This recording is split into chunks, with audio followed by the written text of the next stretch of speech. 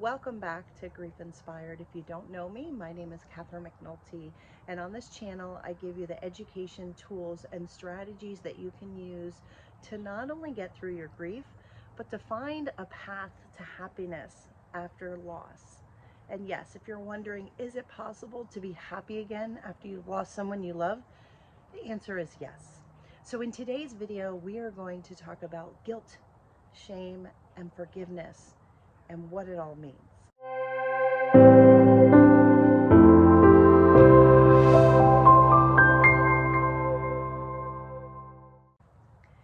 Welcome back. As I said, today we're going to talk about guilt and shame, and then talk a little bit about forgiveness and what that has to do with it.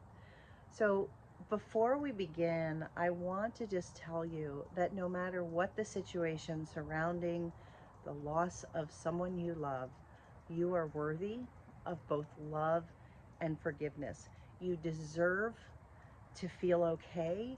You deserve to come to terms with your loss, to accept your loss, to find a path forward. You deserve it from the people around you, but most importantly, you deserve it from yourself. Guilt and shame are the things that come up most often when people are telling me where they struggle with grief. When I ask, where is grief most difficult? The first thing that most people say is, I just feel so guilty. I can't get past these feelings of guilt. So I want to break down guilt and shame, because shame is an important part of guilt that not a lot of us talk about. So when we talk about guilt, what is guilt? Guilt is the emotion that you have from feeling that you have done something wrong. So it's remorse for past mistakes. So either I feel guilty because I didn't do this, or I feel guilty because I did do this. So it's very much focused on behavior. So it's saying I did something bad. Shame, on the other hand, is, when it's defined, it's the painful feeling of humiliation. If you've ever felt shame, it's that warm wash of shame that comes over you. It's distress by the awareness that you've done something wrong. So whereas guilt is focused on your behavior and saying, I feel guilty because I did this, if we say I feel shame, it's almost like I feel guilty because I did this. So it's saying that not what I did is bad, but who I am is bad. So I am bad because of what I did. So there's a big difference between guilt and shame. And the reason why I'm bringing that up is because oftentimes guilt and feelings of guilt, as we ruminate on it. So the thing about guilt is we feel guilty and then we think about it over and over and over again, and we are plagued by our guilt.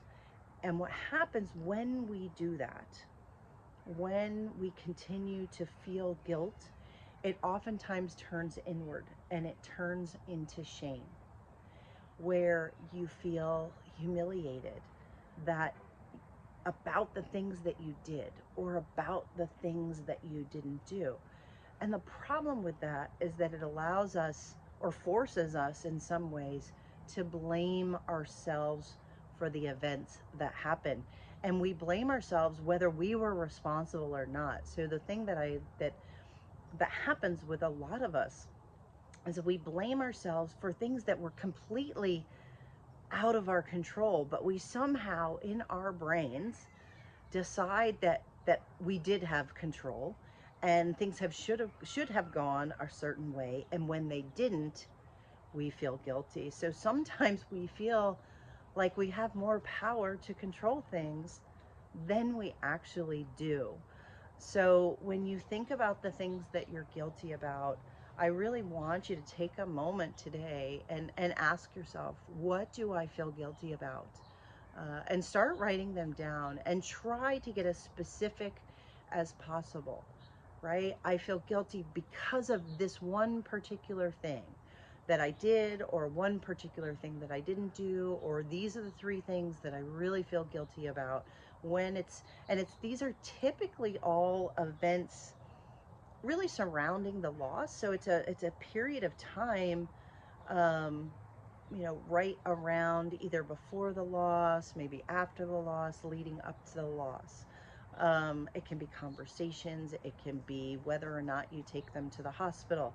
So it was interesting because I speak with a lot of people who are obviously going through grief, and I had a very interesting experience one day where I had lined up several different phone calls, and on the same day I had one phone call, and they were telling me, it was a woman who was telling me about um, wanting to take her mother to the hospital during COVID, right? This was at the height of COVID. She chose not to take her to the hospital, and her mother ended up dying. And she says, I feel so guilty that I didn't take her to the hospital, but I was so afraid that she would get COVID and that would kill her.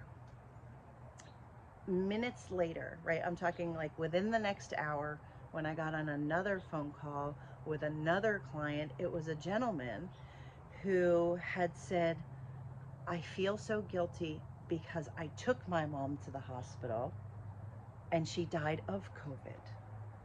So, two scenarios where both people were sick, they didn't know what to do. One took them to the hospital, one didn't, and they both ended up dying.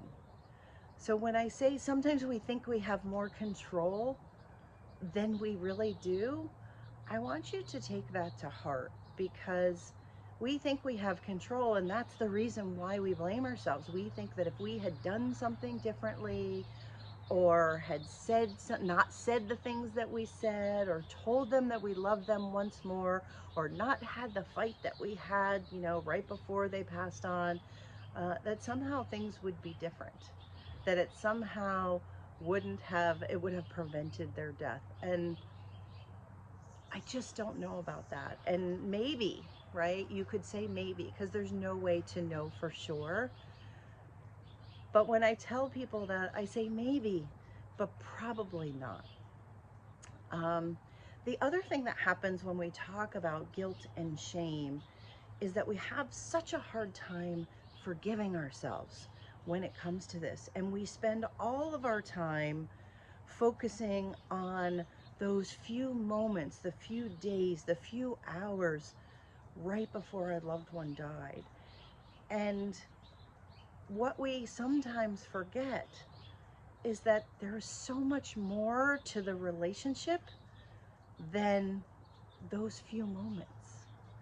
The relationship and the love that you had with the person that you're grieving far exceeds those moments, those days, those hours leading up to their death. And so we tend to hyper focus on those moments, those hours, those days, instead of all of the time that we had. So in the next video, we're going to talk a little bit more about that. We're going to talk about going through the difference between the time leading up to the death and the relationship that you had with them. Lastly, I want to talk about forgiveness, because when it comes to guilt, and I apologize, this sun is like out of control, right? Here it is. I'll stand in front of it. So when it comes to guilt, we have to forgive ourselves. So we can choose to be guilty. We can choose to stay suffering. Or we can choose to forgive ourselves. And ultimately, it is a choice. You know your loved one would forgive you if you could talk to them. And I encourage people to, if you believe that they are still around you, talk to them, apologize, and know that they would want you to let this go, that they wouldn't want you to suffer endlessly. There are people that I work with, or that I've spoken with or commented on these YouTube videos, who have been suffering and blaming themselves and beating themselves up for 5 or more years. And I want to encourage you to let that go. Let that go and lean into forgiveness. And when I say forgiving yourself, it's about saying, maybe I did do something wrong. Sometimes there's no way to know. But let's just assume, because you want to beat yourself up, that you did do something wrong. Forgive yourself anyways. Forgive yourself, learn from it, and go do something good in the world. Go do something for somebody else. Create a positive wave in the honor and the memory of the person that you lost. If you want to do positive in the things in the world as a way to atone, because you feel like you need to atone for your sins or for the things you feel guilty about, then go and do that, because that's at least creating something positive. There is no positive that comes from you continuing to blame yourself, to beat yourself up, and to really just be miserable.